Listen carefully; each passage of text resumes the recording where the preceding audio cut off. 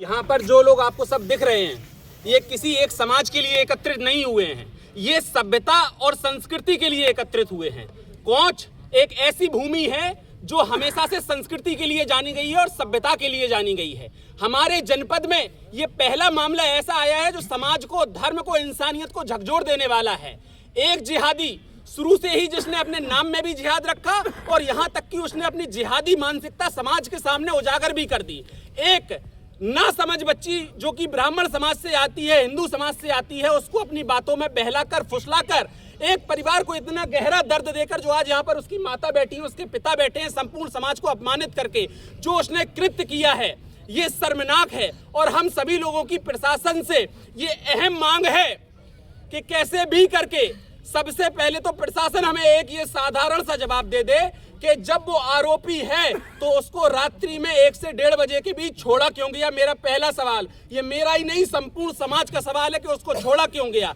दूसरी बात, अगर बार हमारी इज्जत पर हुआ है, अगर बार हमारे घर पर हुआ है, तो अगर हमारी लड़की बरामद नहीं होती है, अगर हमारी बहन हमारे पास नहीं आती है, तो प्रशासन से मेरा अनुरोध है कि उस जिहादी के घर से उसकी बेटी को 24 घंटे के अंदर थाने में बैठाए। हमारी बहन खुद ब खुद आ जाएगी, क्योंकि उसके कनेक्शन कहीं ना कहीं उसके जिहादी के परिवार से जुड़े हुए हैं, ये सभी लोग जानते हैं।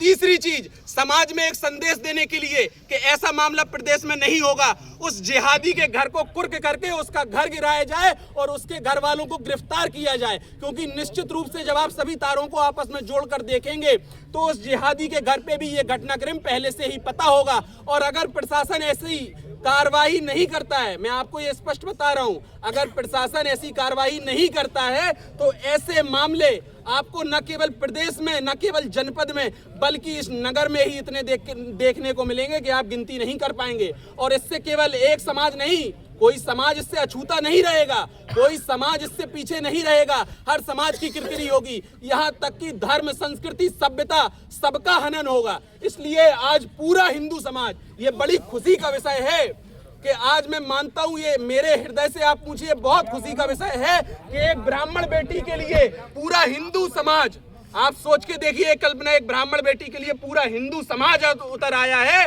तो सोचिए कितना दर्द होगा लोगों के दिलों में। आप देखिए उसकी माँ, आप देखिए उसकी बहन, आप देखिए उसका भाई, इस भाई को कौन इज्जत देने वाला होगा, इस माँ के घर कौन आने वाला होगा, इस पिता के घर कौन आने वाला होगा। प्रशासन केवल एक काम करे, अगर आप लड़की को बरामद नहीं कर पा रहे हैं तो हम आपको सुझाव दे रहे हैं कि आप जाइए उसकी बहन को, उसकी बेटी को 24 घंटे के लिए आप थाने में बैठा लीजिए, 24 घंटे के लिए आप कोतवाली में बैठा लीजिए, हमारी लड़की खुद ब खुद चल के आ जाएगी। आप मानते हैं या नहीं मानते हैं? मानते हैं या नहीं मानते हैं? अगर बार हमारी घर की इज्जत पर हुआ है तो बार उनकी भी घर की इज्जत पर होना चाहिए या नहीं?